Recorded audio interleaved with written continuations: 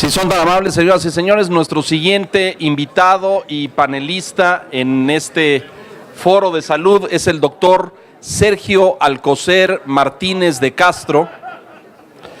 El doctor Sergio Alcocer es ingeniero civil por la Facultad de Ingeniería de la Universidad Nacional Autónoma de México y además es doctor en Ingeniería Estructural por la Universidad de Texas en los Estados Unidos. Tiene amplias actividades profesionales, secretario general, coordinador de innovación y desarrollo, director del Instituto de Ingeniería de la UNAM, fue subsecretario de Planeación Energética y Desarrollo Tecnológico en la Secretaría de Energía, fue subsecretario para América del Norte en la Cancillería, en la Secretaría de Relaciones Exteriores, ha sido director también de investigación del Centro Nacional de Prevención de Desastres, cuenta con una amplia trayectoria y experiencia académica en el ámbito docente, en el ámbito de la investigación. Actualmente el doctor Alcocer colabora en la campaña y en el equipo del doctor José Antonio Meade Curibreña, candidato del PRI, del Verde y del PANAL a la presidencia de la República.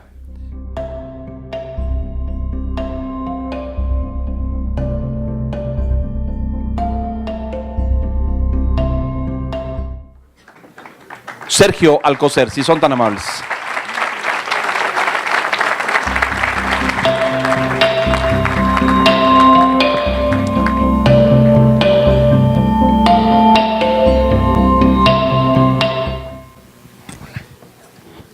Bienvenido, doctor.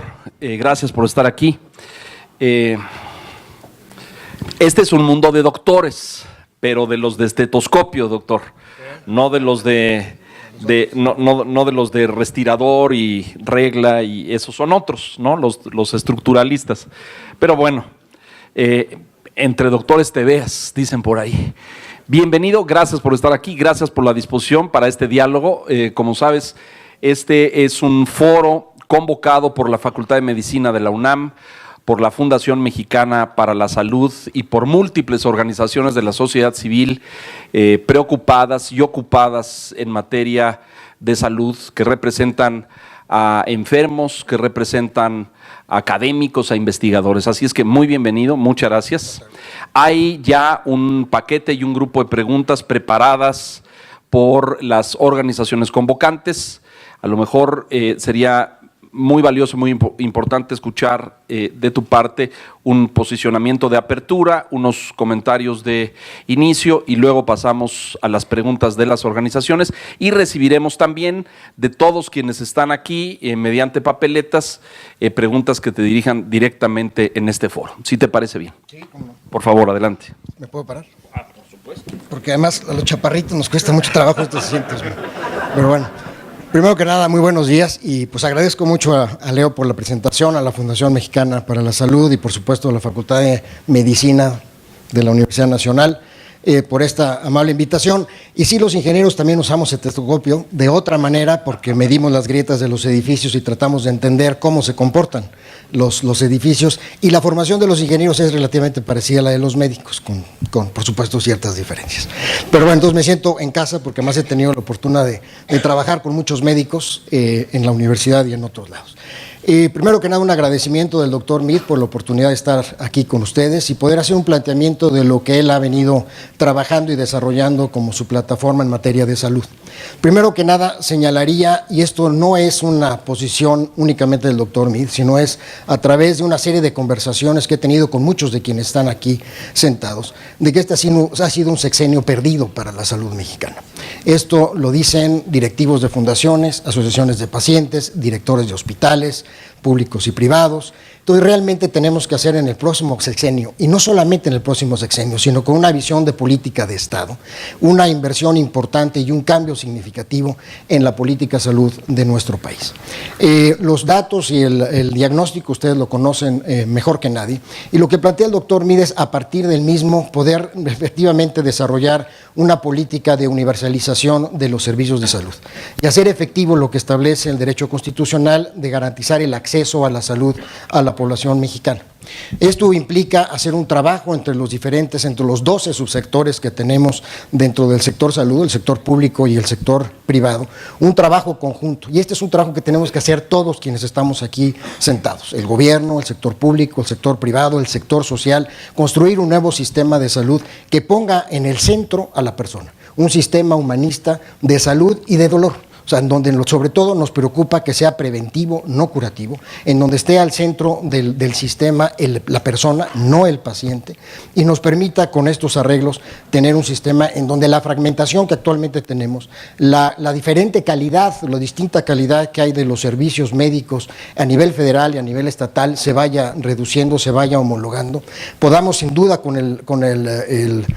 siendo el rector, el gobierno, el Estado mexicano, involucrar al sector privado para que, como aliado de la salud, tengamos más y mejores servicios de salud. Ese es el planteamiento en general que ha planteado el doctor Mead. Su planteamiento está en el libro que acaba de publicar hace un par de semanas, el cual les vamos a distribuir a todos ustedes gracias a las gestiones de la Fundación Nacional Mexicana para la Salud, para que conozcan ustedes el planteamiento del doctor Mead en lo general y puedan discutirse a través de ese libro sus planteamientos. Muchas gracias, perfectamente. Muchas gracias, doctor. Tenemos preguntas preparadas por las organizaciones y que abordan ya algunos de los puntos que has adelantado en estos comentarios de apertura. Voy al primero. Hace 75 años se crearon, lo sabemos, estos dos estructuras fundamentales, instituciones del Estado mexicano para la conformación del Sistema Nacional de Salud. Uno, la Secretaría, y otro, el Instituto, el IMSS, el Instituto Mexicano del Seguro Social, los dos pilares del sistema que otorgan atención y cobertura médica a más de 1 millón de mexicanos al día. De origen, este sistema se encuentra fragmentado, hacías algunos apuntes al respecto hace un momento, segmentado, provocando problemas serios de coordinación, de competitividad, de presupuesto, de duplicación de servicios, incluso con resultados pues variables de calidad y de extensión. En la opinión del equipo que tú representas, doctor, y del candidato Mead, ¿debemos transitar hacia la unificación del sistema, hacia su integración? ¿Qué modelo sería el más indicado? ¿Uno de protección social universal o uno de seguridad social universal? ¿Y cómo hacerlo una realidad? Porque se puede enunciar fácilmente, pero luego llevarlo a la práctica es muy complejo. ¿Qué estrategias debieran ponerse en marcha para lograrlo? Y si debiera prevalecer o no un modelo mixto como el que tenemos hoy en día. La respuesta es sí. Bueno, sí a todo. Perfecto, pasamos a los... Sí, ¿no? No, la respuesta es sí, definitivamente tenemos que transitar hacia un modelo que se vaya unificando, que se vaya integrando. Un modelo en donde con la participación de los organismos públicos, de los organismos privados, vayamos mejorando la atención en términos de alta calidad y de calidez. Y aquí quisiera hacer un matiz, en ocasiones se habla de salud de calidad, nosotros hablamos de salud de alta calidad, porque la salud de calidad puede ser de calidad mala, pésima, buena, regular. Entonces, de alta calidad y con calidez, y que nos permita entonces transitar a un sistema efectivamente integrado y unificado, en donde tienen un rol que jugar todos quienes en este momento participan, e insisto, con una regulación, con un fomento e incentivos para que los servicios vayan siendo de mayor calidad, y esto implica pues capacitar al personal que ofrece estos servicios, equipar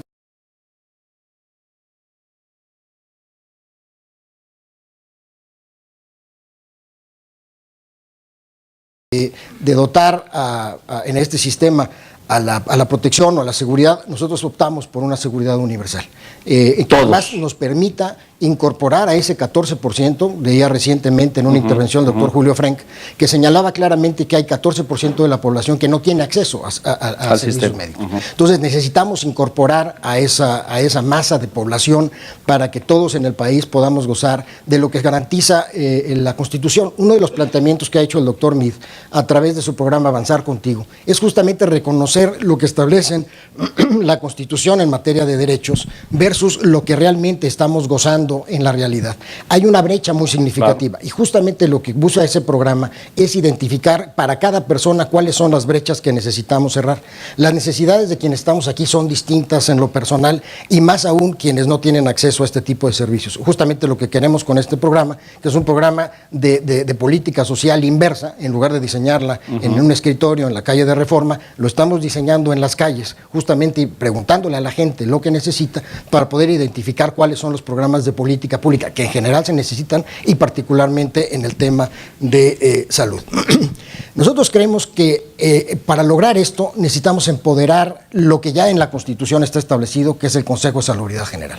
Esa es la máxima autoridad de salud que tenemos en el país y ese debe ser el órgano rector a partir del cual se logre una plena coordinación de los subsistemas, tanto público como privado. Hay una amplia interpretación de lo que le corresponde al Consejo de Salubridad General, desarrollado por abogados, y es claro que este es el órgano primigenio el cual debemos de apoyarnos para poder contar con esta coordinación de los servicios de salud. Es decir, diríamos a favor de la seguridad social universal. Integramos los institutos, integramos estos grandes pilares, la Secretaría, el IMSS, el ISSSTE, los demás institutos, hacemos solo un aparato unificado de salud donde la portabilidad sea una realidad. ¿Se puede eso? ¿Está en su proyecto? Por un lado está la portabilidad, donde sí nos interesa que haya una portabilidad y cualquier paciente pueda seleccionar en dónde atenderse, y la otra es fortalecer a los proveedores en lo individual para que puedan prestar servicios con la calidad equivalente, en donde tengamos la referencia en términos de los tratamientos, que sigan los mismos tratamientos, no necesariamente uniéndolos, eso podrá ser en un futuro. Sin embargo, ahorita lo que queremos es que pueda haber una coordinación entre los mismos para que puedan con niveles homogéneos atender a la población.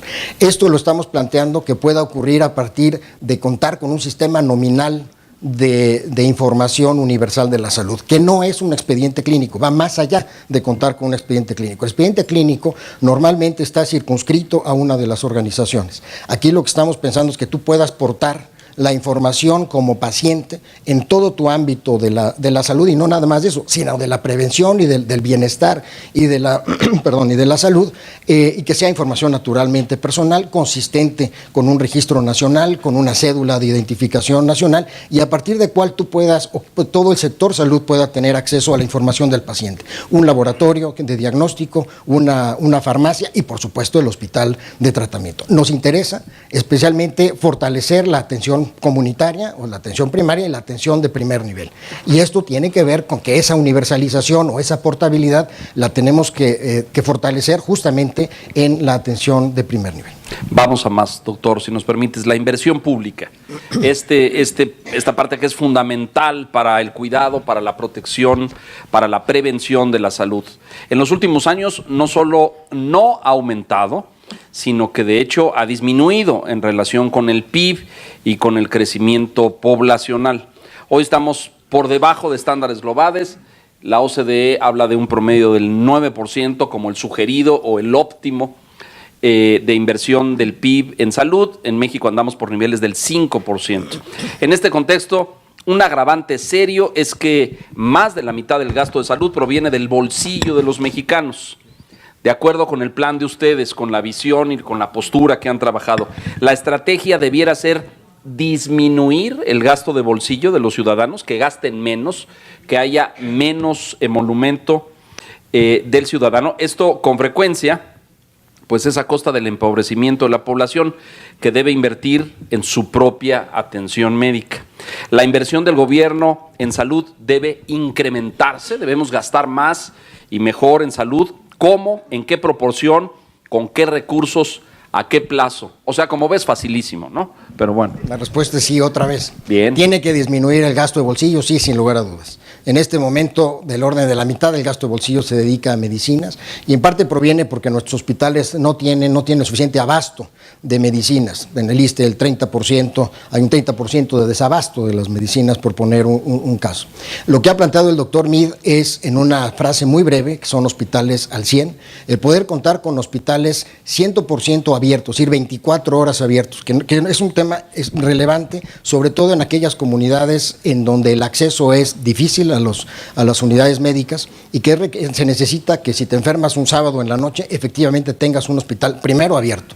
Segundo, que tengas el personal con suficiencia y con la capacidad necesaria para ser atendido. Tercero, que tengas con el equipamiento necesario para que seas atendido. Y cuarto, que tengas los suministros, particularmente medicinas, justamente para que seas atendido.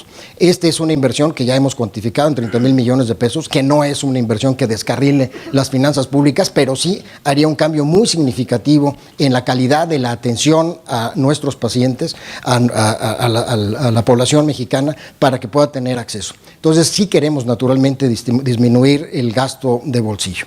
Y tenemos también prevista la construcción de lo que hemos llamado centros de diagnóstico de carácter regional, en donde tengas la posibilidad de que pequeñas unidades médicas que no cuenten necesariamente con las capacidades de diagnóstico las puedan referir a estos centros de diagnóstico de carácter regional, quizá una por estado en aquellos donde convenga, o uno para cada 2 o 3 estados. La Ciudad de México quizá requiriese, o poblaciones de este tamaño, más, para que tengas personal médico especializado 24 horas y que reciba los análisis clínicos y que puedan entonces interpretarlos y puedan rápidamente al médico tratante referirle una interpretación, un diagnóstico de lo que el paciente está sufriendo.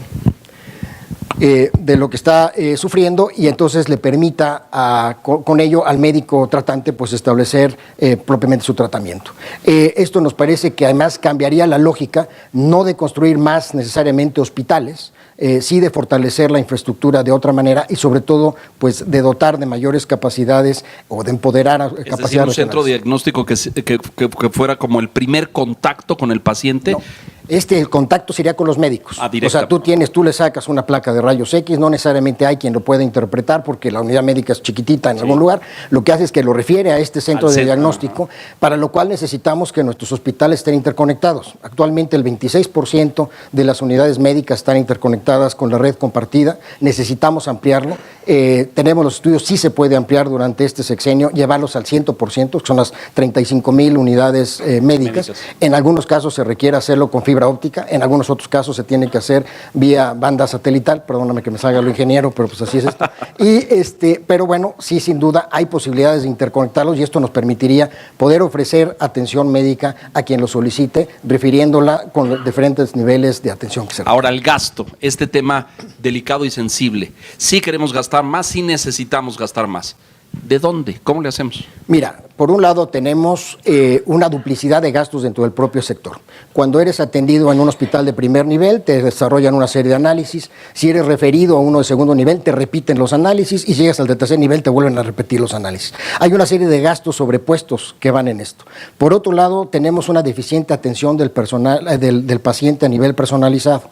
Tienes que referir o tienes que repetir varias veces visitas a los hospitales, gastos de traslados programados que son importantes, y cuando sumas muchos de estos gastos ya tienes una cantidad importante que naturalmente puedes invertir mejor dentro del sector salud. Esto no satisface el incremento que necesitamos. Nosotros estamos planteando sí llegar a esos niveles del 9% que establece la OCDE, que es más o menos lo que tiene España y Portugal de inversión en salud, hacia el año 2030. Imposible llegar antes. Hay que ser realistas. Es gradual. Tiene que ser gradual. Ahora, ¿cómo podemos llegar con esa gradualidad? Tenemos que incorporar una mayor masa de población que pague impuestos. Y esto implica que hay una mayor formalidad en el trabajo. Justamente lo que busca el programa Avanzar Contigo es al momento de identificar las necesidades en materia de atención personal, que la gente pueda incorporarse a trabajar. Doy un ejemplo.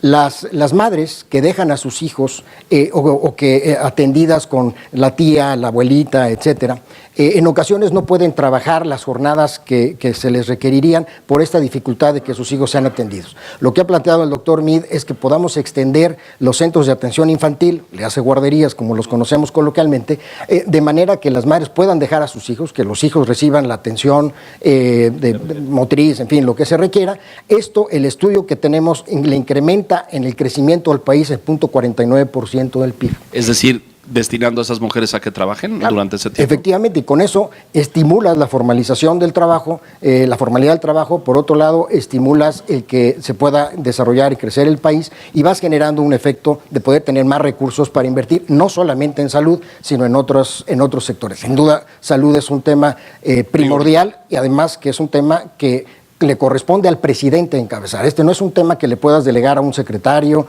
o incluso al propio secretario del... O al Congreso, digamos. No, es un tema que tiene que encabezar el presidente de la República. Por años se ha privilegiado la atención hospitalaria, descuidando con ello la atención de primer nivel. Si ustedes se ven favorecidos con el voto ciudadano, ¿qué modelo debiera prevalecer? Es decir, ¿continuará con la construcción de hospitales o favorecerá o intensificará la atención primaria? Mira, como mencionaba al inicio, el sistema de salud humanista debe estar entonces centrado en la persona, y tiene que estar centrado en la labor de prevención, en la labor incluso de predicción de las enfermedades, particularmente aprovechando la tecnología. Eso quizás lo vamos a tocar después, pero en el caso de la atención de primer nivel hay que focalizar la atención tanto a nivel comunitario como en la atención de primer nivel.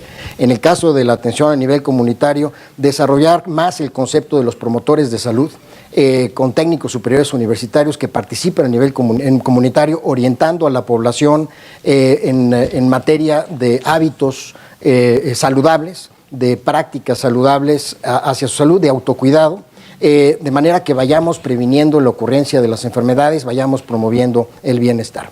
Hemos detectado ahora en la gira, en la campaña del candidato Mead, necesidades de fortalecimiento de la infraestructura, pero también tenemos claro que necesitamos contar con un plan maestro de la infraestructura del sector salud, no del seguro y del ISSSTE y de la Secretaría de Salud, ya no digamos de las secretarías estatales, sino de todo el sector. Esto implica que cualquier inversión que queramos hacer en un nuevo hospital tenga que justificarse plenamente, técnicamente y en términos de su factibilidad económica para poderse aprobar. Tenemos casos en ciudades en donde tienes el hospital del seguro, tienes el hospital del ISSSTE, medio equipado uno, medio equipado el otro, con medio personal uno, medio personal el otro, y la realidad es que en las tardes está desocupado. Bueno, necesitamos aprovechar de mejor manera la infraestructura que tenemos, aprovecharla literalmente 24 horas para que pueda atender a más pacientes, y en donde podamos ir con estos convenios de colaboración cerrando las posibilidades para que pueda prestarse servicio independientemente de la derechohabiencia que tú tengas. Y por otro lado, necesitamos detectar las necesidades en materia de mantenimiento, y ese no es un tema privativo de la infraestructura de salud, es un tema que lamentablemente nos afecta en general, pero que se acusa mucho más en la infraestructura de salud, porque además es de un uso muy intensivo en donde se requieren hacer inversiones, pero todo esto se tiene que planear, se tiene que programar. Lamentablemente no planeamos estos desarrollos, por eso lo que queremos es contar con una posibilidad de planear de manera más integral el desarrollo y el aprovechamiento de la infraestructura. Es decir, ahí aprovechar la infraestructura, mejorarla, darle mantenimiento, etcétera. ¿Qué hacemos con la atención primaria? La atención primaria, lo que tenemos que hacer es fortalecer la atención a nivel de la comunidad, como lo he mencionado, exacto. Y además, mira, México cuenta, y muchas de las organizaciones que están aquí presentes son justamente el testimonio de esto, con cerca de 184,000 voluntarios que de diferentes modalidades, diferentes maneras participan en esto. ¿Por qué no desarrollar, por ejemplo, campañas de acompañamiento de los pacientes que tienen algún padecimiento, cáncer, por aquellas otras personas que han superado el padecimiento? De manera que con este voluntario, digamos, con esta solidaridad que caracteriza al voluntario, pueda trabajar y orientar a los pacientes. Y esto lo menciono simplemente como un ejemplo de los muchos otros que se podrían realizar. Entonces, creemos que ahí hay una oportunidad importante, sobre todo destinando recursos tanto a nivel municipal como en algunos casos en funciones de áreas geoestadísticas básicas tipo INEGI, para que tengas promotores y también para que podamos contar en cada una de estas con personal básico. Es decir, un pediatra, un ginecobstetra, un médico general, un médico familiar, comunidades básicas o como grupos básicos que puedan orientar a la población. Dice aquí, la obesidad, doctor, la diabetes, las crecientes enfermedades neurodegenerativas se están convirtiendo, especialmente las primeras, en auténticas epidemias en México. La diabetes por sí sola consume el 3% del PIB nacional. ¿Qué hacer con estas enfermedades? ¿Cómo combatirlas? ¿Cómo las atacamos? ¿Qué estrategias se podrían poner en marcha para contravenir su crecimiento? De nuevo, se tiene que reforzar el enfoque preventivo de la salud. Y esto implica reconocer que necesitamos establecer estrategias concretas, focalizadas para atender estos temas. Una estrategia nacional de nutrición que se implante desde las etapas más tempranas, desde las escuelas. Afortunadamente, con el modelo de escuelas de tiempo completo, no solamente al cubrir la currícula establecida, matemáticas, ciencias naturales, tienes tiempo para que puedas orientar a los niños desde que son en esas edades, para que aprendan a alimentarse, para que aprendan a nutrirse. Por eso, de nuevo, el tema del promotor de la salud a nivel comunitario, para que en cada una de nuestras escuelas puedas tener la participación de un promotor, que puede o no ser necesariamente algún miembro, algún profesor, o puede ser un promotor que se dedique específicamente a eso. Entonces sí necesitamos establecer una estrategia nacional de nutrición y necesitamos aprovechar todos los espacios, digamos, de congregación de personas para que haya una promoción de la salud. Los centros de trabajo, recientemente el Instituto Mexicano del Seguro Social echó a andar un proyecto piloto en Nuevo León, acercándose a las fábricas, a los centros de trabajo en Nuevo León, para hacer un trabajo de diagnóstico de los obreros, de estos trabajadores, para poder identificar sus condiciones de salud, poder, utilizando herramientas de analítica, de datos, en fin, modelos predictivos que les permite identificar cuáles de ellos pueden tener con ciertas probabilidades un posible padecimiento. Ese tipo de sistemas o de programas piloto tenemos que extenderlos a nivel nacional y para ello tenemos que apoyarnos en las tecnologías. Justamente por eso es tan importante que podamos intercomunicar a nuestras unidades médicas, a nuestras farmacias, a nuestros laboratorios, que podamos contar con una plataforma sobre la cual opere un sistema nominal de información y que nos permita entonces, con los datos de los pacientes, hacer predicciones en funciones de las tendencias que estamos observando, que nos permita darle seguimiento personal a cada uno de los pacientes, y esa es una de las mejores maneras para adelantarte, para ser preventivo y sobre todo en este tipo de enfermedades que mencionas, que son muchas veces sujeto de malos hábitos, como es el caso de la nutrición.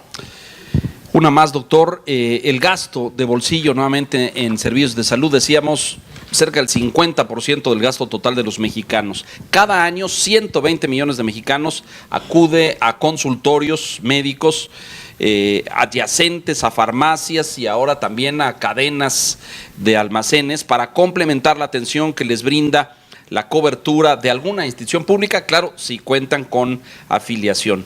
En otros países se han diseñado esquemas donde la participación de la iniciativa privada construye modelos mixtos que permitan abarcar cobertura con servicios de calidad. En este sentido y en este contexto, doctor, ¿cuál es la postura del equipo del candidato Meade? ¿Cuál es su opinión acerca de la participación de la iniciativa privada en la atención médica de México, que ocupa ya desde ahora un lugar muy destacado? ¿Se debieran diseñar estrategias de modelos mixtos con participación pública-privada? ¿Debemos mantener un modelo de atención médica preponderantemente público en manos del Estado mexicano? De facto tenemos un modelo mixto, tenemos ya una participación importante y el sector privado es un aliado para el cuidado de la salud. En ese sentido, el planteamiento del doctor Meade es trabajar con el sector privado para que los servicios que oferta sean servicios de buena calidad. Esto implica, por ejemplo, el caso de los consultores adyacentes a farmacias, que quien participe o quien preste estos servicios tenga la preparación adecuada, tenga la capacitación, tenga el herramental, tenga el equipamiento que se requiere para que pueda ofrecer estos servicios de manera con alta calidad de nuevo y con calidez. Entonces, sí, hay que trabajar. No necesariamente fue el mejor modelo en su momento, se desarrolló así. Lo que creo que tenemos que hacer es incorporarlos y con la Rectoría del Estado regularlos, supervisarlos para que ofrezcan los mejores servicios. Y bueno, fortalecer, por supuesto, la presencia del sector público en la prestación de los servicios en para aquellos padecimientos, para aquellos niveles de atención en donde es indispensable que el sector público, a través de sus varios organismos, puedan participar con esta portabilidad que mencionaba. Es decir, regular estos consultorios médicos en farmacias y en almacenes, muy bien, pero ¿vislumbran ustedes al sector público ofertando servicios de salud de primer nivel? Lo está haciendo, como también nosotros lo que estamos visualizando es poder tener acuerdos con aseguradoras, con farmacias, en donde pueda integrarse toda una red con tu sistema nominal de información médica, tú puedas acceder a una farmacia para que si no, el medicamento no lo encontraste en el Seguro Social, esa farmacia te pueda, con un sistema de dispensación de recetas, te pueda dar el medicamento y ese medicamento lo pagará con el acuerdo que tenga esa farmacia o esa cadena de farmacias, lo pagará el gobierno. Pero en cualquier momento no deberá, lo que queremos es evitar que el paciente deje de tener acceso a medicamentos. La manera es varia, uno puede ser justamente con el suministro de los propios organismos públicos y otro es a través de los apoyos como son aseguradoras, laboratorios o farmacias que puedan prestar este tipo de servicios. Bien, doctor, una más. Los avances médicos son muy significativos, particularmente el tema de la tecnología clínica que aporta enormes y valiosas soluciones a problemas de salud. El mundo pone a disposición hoy nuevos equipos, dispositivos, tratamientos, fármacos, incluso todos los días, que desafortunadamente no llegan a nuestra población con la prontitud y la eficiencia que se requiere. En México, el acceso a estos avances se retrasa en promedio 4 años en comparación con otros países. Además, se discrimina el acceso basado en el origen del empleador, si es público o si es privado, derivado de la existencia de un cuadro básico interinstitucional y posteriormente el de cada institución. Entonces, ¿qué proponen ustedes para abatir estos problemas? ¿Cuál es su visión acerca de la investigación y de la innovación en materia de salud? ¿Y qué debemos hacer como país y como sistema para tener acceso a esas tecnologías y que pues puedan ofrecer beneficio a toda la población? El doctor Mida ha planteado que la ciencia, la tecnología y la innovación son uno de los pilares para mejorar el desarrollo de nuestro país o acelerar el desarrollo de nuestro país, mejorar la productividad en general y lograr un crecimiento más igualitario. Esto implica hacer inversiones en ciencia, tecnología e innovación de carácter prioritario. Algo que no tenemos y que no hemos tenido al menos en muchos años es esta focalización en identificar áreas del conocimiento en los cuales debamos de promover más intensivamente la ciencia, la tecnología y ahora la innovación. La salud sin duda es una de estas áreas en donde tenemos que invertir más pero con foco. Sí, claramente, si tú incrementas el presupuesto a la ciencia, la tecnología y la innovación, y te lo digo por experiencia propia, lo único que terminamos haciendo es lo mismo que antes. Lo que necesitamos es focalizar para la atención de ciertos padecimientos, en fin. El doctor Mead planteó en la reunión de la NUYES hace cosa de 3 semanas una transformación radical del sistema de educación superior y de una vinculación con el sistema de ciencia y tecnología. Nosotros estamos ahorita discutiendo si vamos a evaluar profesores o no. En Singapur están discutiendo cómo van a ser las carreras del 2060. En Inglaterra están discutiendo cómo van a planear para dentro de 100 años. Y nosotros estamos discutiendo, pues, qué hacemos con, no sé, la coordinadora. Con los maestros que llegan el lunes. Con las maestras, exacto. Bueno, entonces claramente estamos en un desfase tremendo y tenemos entonces que apostarle a una transformación de este sistema y una transformación de la vinculación entre estos. Nosotros estamos, por supuesto, interesados en apoyar, hemos conversado con varias de las organizaciones aquí, para poder desarrollar medicamentos modernos, medicamentos que se apoyen en la proteómica, en la metabolómica, en la genómica, en fin, para poder tener medicamentos de mayor calidad, seguramente con el tiempo de menor costo, que sean desarrollados por investigadores mexicanos y que puedan utilizarse en la población mexicana, en donde podamos como gobierno compartir los riesgos, en donde podamos compartir el riesgo del desarrollo y de la implantación de este tipo de medicamentos. México es uno de los países líderes en la producción de dispositivos médicos. De hecho, le exportamos a nuestro amigo, no tan amigo, pero ¿no? Trump, le exportamos dispositivos médicos en cantidades importantes, justamente en la zona de la frontera en Tijuana. Necesitamos fomentar un mayor desarrollo de dispositivos médicos. Si vamos a necesitar equipar a nuestros hospitales, si vamos a necesitar equipar a nuestras clínicas o nuestros consultores adyacentes a farmacias, pues hagámoslo con equipamiento que podamos desarrollar nosotros. Entonces necesitaría desarrollar una cadena de valor que no implica nada más el aparato, implica generar toda una cadena de valor a nivel de la educación superior e incluso media superior. Nos interesa, por ejemplo, desarrollar polos de bienestar, y cuando hablamos de polos de bienestar no es nada más del ámbito de la salud, sino de bienestar en materia de innovación, en donde reconociendo la problemática regional de un determinado sector, puedas vincular a las universidades, incluso a las preparatorias de la zona, con las empresas para poder desarrollar soluciones específicas. Si esto se puede expresar en el tema de nutrición, en el tema de obesidad, en fin, por ejemplo, en la zona sur-sureste, aprovechando las zonas económicas especiales, sería una posibilidad de que la población tenga acceso a otro tipo de empleos, no los empleos tradicionales, sino empleos de mejor calidad, mayormente preparados, claro, con una participación de los diferentes actores. Entonces la respuesta es sí, sí le apostamos a esto, como también le apostamos a apoyarnos en la tecnología, en la salud digital, para dar un brinco cuántico en la atención de la salud mexicana. Sabemos que hay brechas de acceso digital, pero esas brechas tenemos que irlas cerrando. No podemos simplemente cruzarnos de brazos porque haya una brecha y no entrar en ese claro. Tema, ¿no? Tenemos preguntas del público, doctor. Tengo una aquí que me pasaron desde hace un rato, muchas gracias, que habla de la fabricación de medicamentos.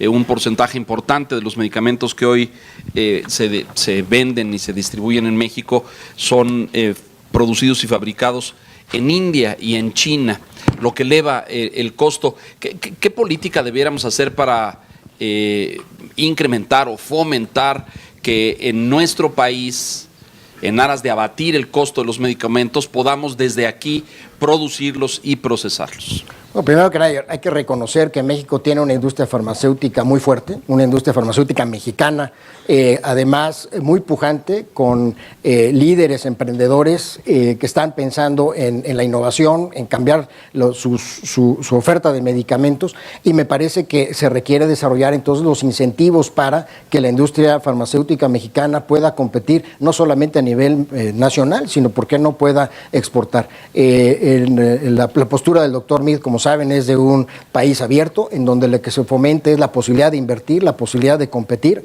pero al mismo tiempo también de reconocer que las capacidades mexicanas están antes que las capacidades de otros países, y por eso nos interesa fortalecer la industria mexicana. Tengo aquí esta que dice: en el presente sexenio se ajustaron programas de salud y se aplicaron recortes que afectaron la atención de los pacientes. ¿Por qué ahora sí darían ustedes prioridad a la salud? Es una muy buena pregunta y falta cómo se procesan los presupuestos en México. El presupuesto no lo define el secretario de Hacienda. El presupuesto lo definen las diferentes secretarías de Estado, obviamente con reglas que establece la Secretaría de Hacienda, con la aprobación del presidente, por supuesto, se manda al Congreso, a la Cámara de Diputados, y es la Cámara de Diputados la que tiene la soberanía de cambiar lo que quiera cambiar en el presupuesto. No es echarle la culpa al Congreso, pero sí tienen la soberanía para hacerlo. Entonces, ¿por qué va a ser distinto aquí? Porque el presidente Meade se preocupará de que los recursos de atención a la salud vayan en esto. Claro, si el Congreso en un momento lo baja, pues será la responsabilidad del Congreso.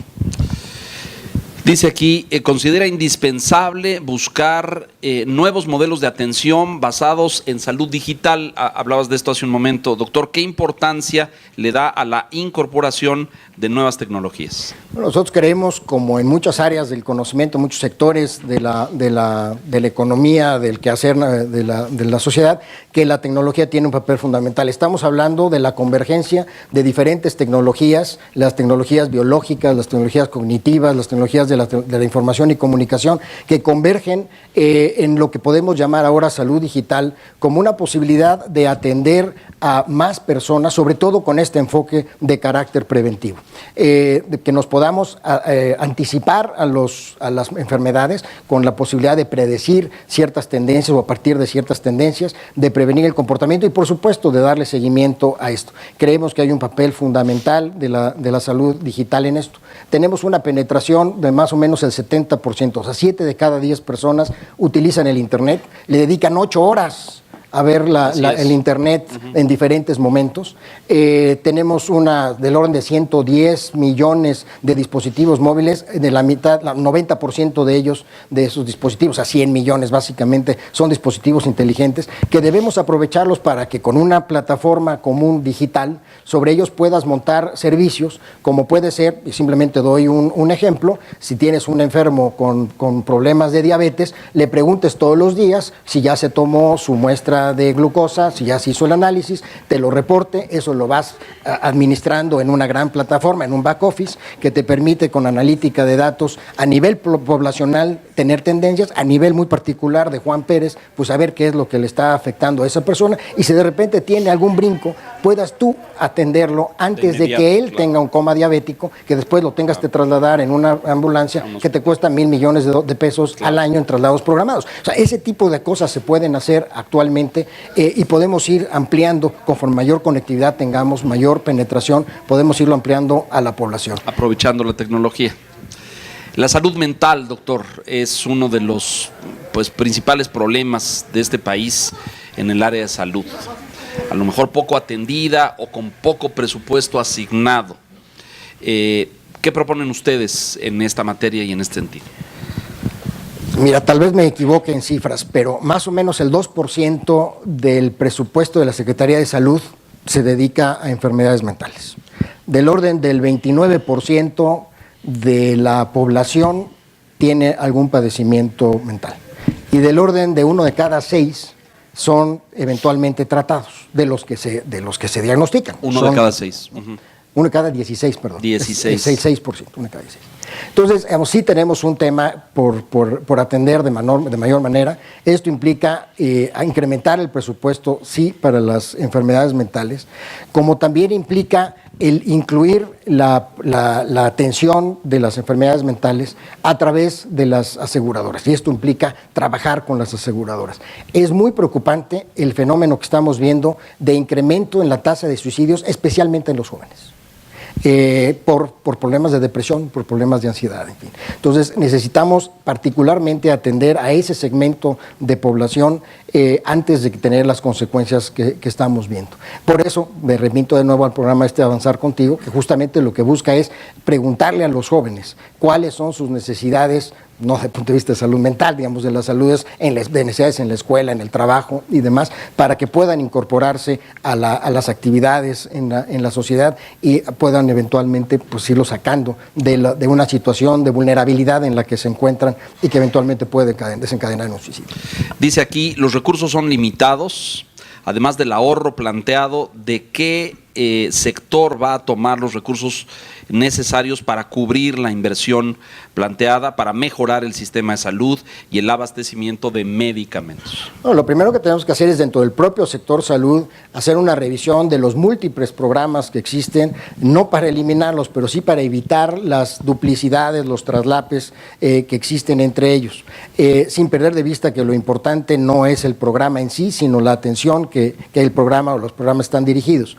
Y evitar, como dije anteriormente, las duplicidades que tenemos en el gasto. Esto nos permitiría reducir de manera importante y poder destinar esos recursos. Y lo otro, pues, es que vaya creciendo la economía del país, justamente incorporando a más personas en la formalidad. Es decir, para que puedan convertirse en contribuyentes, digamos. Medicamentos de alto costo y de largo plazo para trasplantes, para enfermedades autoinmunes, para cáncer. ¿Cómo financiarlos? Un asunto que hemos conversado, que he tenido la oportunidad de conversar con algunos integrantes de la industria, es la necesidad de desarrollar estos medicamentos, si es el caso, bajo esquemas de riesgo, en donde un riesgo compartido se puedan desarrollar y se puedan implantar, y esto nos permitiría reducir el impacto financiero que tendrían estos medicamentos en el sector oficial y, cuando corresponda, pues en el gasto de bolsillo de las personas. Pero bueno, sí, efectivamente hay que buscar trabajar de manera conjunta con los diferentes sectores para poder ir reduciendo los costos que estos. Perfectamente. Tenemos todavía más preguntas, doctor. Afirmó que este fue un sexenio perdido en materia de salud en su apertura. ¿Cuál sería una medida inmediata para compensar esto? Creo que la primera medida es que el presidente de la República sea el que encabece el sector de la salud. O sea, es tan importante el sector de la salud para el país que tiene que ser encabezado por el presidente, como encabeza el Consejo Nacional de Seguridad Nacional, tiene que encabezar el Consejo de Salubridad General. Y es a partir del empoderamiento del Consejo de Salubridad General que nos permite integrar a todo el sistema de salud del país con el mandato del presidente de que la salud tiene que ser preventiva y con una atención integral y en la persona esté centrado en la persona. Esto que suena fácil o que suena, dice, bueno, ¿qué impacto tiene? Es muy importante. ¿Cómo nos enriquecemos de toda esa infraestructura instalada? Como mencionaba anteriormente, el sector privado es un aliado de la salud en México y hay que trabajar con el sector privado, sí, con una regulación por el que le corresponde al Estado, que le corresponde al gobierno, pero aprovechando la capacidad instalada con la portabilidad que pueda darse, no únicamente en el sector público, sino también con el sector privado, en la participación de las farmacias, en la dispensación de las recetas, y todo esto bajo una plataforma que nos permita compartir la información del paciente para que entonces se pueda atender al paciente de la mejor manera por los diferentes subsectores. Muchas gracias. Tenemos una más. Tenemos una inquietud acerca de la portabilidad. A simple vista no es una mala idea, pero si está en juego la calidad de los servicios, pues no lo provocaría. ¿Cómo cuidar la calidad de los servicios? ¿Cómo cuidar que la calidad no disminuya si se instala una portabilidad? Pues justamente lo que queremos construir, que le hemos llamado una red integral de servicios de salud, es que dentro de esa red, que es en el fondo como opera un sistema y como operamos todos en forma de una red, en esa red tengamos criterios equivalentes de tratamientos justamente para que ofrezcamos la misma calidad. Eso implica que tú puedas recibir el mismo tratamiento en términos de calidad en el Seguro Social, en el ISSSTE o en donde sea. Eso es parte del trabajo que tenemos que hacer para poder contar con una red de servicios integrales de salud que ofrezca un mismo servicio de calidad. Es un reto, pero es justamente el reto que tenemos que vencer, dada la fragmentación que tenemos ahorita del sistema de salud. Pensando en el presidente de la República, el titular del Ejecutivo, como titular del Sistema Nacional de Salud, es decir, suena interesante en términos de que es él mismo el que fija las estrategias, controla los criterios, etcétera, pero se ve como, ¿no? Es decir, hay mucho trabajo ahí como para que el mismo titular del Ejecutivo, además de todas las responsabilidades de oficio que de por sí tiene, además supervise el enorme, complejo y vasto Sistema Nacional de Salud. Mira, a ver, yo creo que hay varios temas. Por un lado está la salud junto con la seguridad, son los dos servicios básicos, prioridades que debe prestar el Estado. El presidente encabeza el Consejo Nacional de Seguridad, naturalmente tiene que encabezar, como lo establece la Constitución, el Consejo de Salubridad General, ¿no? Entonces, simplemente cumplir con el mandato que está establecido en la Constitución. Pero, por otro lado, tenemos problemas dentro del sector salud que son de prioridad nacional, que son de seguridad nacional. El problema que tenemos de diabetes o relacionadas con la nutrición, las enfermedades relacionadas con la nutrición, obesidad, etcétera, son un tema de prioridad nacional que tienen que atenderse desde el más alto nivel. Por eso es que el doctor Meade considera que él debe de encabezar estos esfuerzos. Clarísimo. Una más, doctor. Ponemos impuestos a refrescos y a alimentos altamente con contenidos calóricos. ¿Por qué no bajar los impuestos a las actividades y hábitos saludables? Es decir, compensar o premiar ahí. Yo creo que es una pregunta muy interesante y la respuesta de nuevo, sí. Creo que debemos de generar incentivos para justamente promover la salud, no para evitar el daño, no para evitar la enfermedad, sino promover la salud. Recientemente, ni tan reciente, hace 2 meses, en una visita que hizo el doctor Meade a Sonora, le hicieron ver en el instituto, uno de los institutos de Sonora, un programa que echaron a andar para que aquellos chicos que utilizaran la bicicleta les fuera premiado con un porcentaje de beca. Para aquellos estudiantes que hacían ejercicio y que participaban de manera organizada en los deportes que ofrece la universidad, también tuviesen un incentivo. Ese es el tipo de incentivos que tenemos que desarrollar justamente, sí, para promover hábitos. O sea, el Estado mexicano, el gobierno, no puede ser responsable de la salud de todos. Lo que sí puede ser responsable es de que tengas acceso a servicios de salud. Tiene que haber una corresponsabilidad, pero podemos incentivarla para que esa corresponsabilidad se ejerza y sea positiva. Aquí están presentes, doctor, muchas organizaciones de la sociedad civil que representan enfermos, que representan investigadores, que representan académicos. Con frecuencia se sienten poco escuchadas, con frecuencia sienten que su voz no tiene, ya no digamos injerencia, sino participación alguna en el diseño de políticas públicas. En caso de que ustedes lleguen al gobierno, ¿qué rol, qué función, qué participación tendrán estas organizaciones en el diseño de planes, de estrategias y de políticas públicas en materia de salud? Mira, el candidato Meade ha planteado reiteradamente, lo hizo este martes pasado en una reunión justamente de las organizaciones de la sociedad civil, que el futuro del gobierno en cualquier lugar, particularmente en México, requiere de una participación más activa y fortalecida de la sociedad civil. Más en el ámbito de la salud, donde además tienen un papel especialmente destacado, como mencionaba yo anteriormente, 184,000 voluntarios y otro tipo de organizaciones. No solamente en la construcción del plan de gobierno, como he tenido la oportunidad de reunirme con muchos de ustedes, justamente detectando estas necesidades. Algunas son ideas nuestras, otras son ideas que ustedes mismos nos han planteado y que nos han convencido de la necesidad. Es bajo esta misma lógica que el presidente de la República, José Antonio Meade, trabajará con la sociedad civil en un entorno abierto de participación en reuniones en lo individual, pero también un tema que es importante, de nuevo aprovechando las tecnologías, es que necesitamos acostumbrarnos a tener un gobierno digital, un gobierno en donde podamos interactuar de manera distinta, y es justamente a través de esto, no nada más la sociedad civil organizada, sino cualquier persona pueda contribuir con ideas, con propuestas, a mejorar la gestión de un gobierno en beneficio de los gobernados. Nos acercamos al final, doctor, en la recta final. Te pediría yo, a manera de conclusión, comentarios finales en esta materia. Sentimos que se ha hablado poco de salud en las campañas. Tal vez el candidato Meade haya sido el único que haya abordado el tema con mayor tiempo, con mayor extensión. Es un tema como en la charola de los pendientes de este país. Todo parece indicar que para ustedes es una prioridad.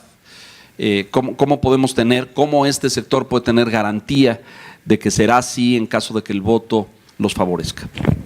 Mira, efectivamente el doctor Meade ha hablado, es el único candidato que el Día Mundial de la Salud, el 7 de abril, publicó un artículo en el periódico refiriendo específicamente al tema de salud. Planteó sus 6 ejes, que ahora son 7 porque le añadimos uno, sobre sus ejes de política pública en el ámbito de la salud. Es el único candidato que todos los días toca el tema. Y todos los días toca el tema porque lo que hemos visto en las comunidades locales es que una de las necesidades más sentidas, además de la inseguridad, es precisamente la atención a la salud. El desabasto de medicinas, los hospitales que están cerrados, en fin, todo eso. Por eso es que él lo ha recogido como una de sus de sus planteamientos de campaña, expresado, como yo mencionaba en esta frase, de hospitales al 100. Gracias, querido Sergio. Mucho éxito. Saludos a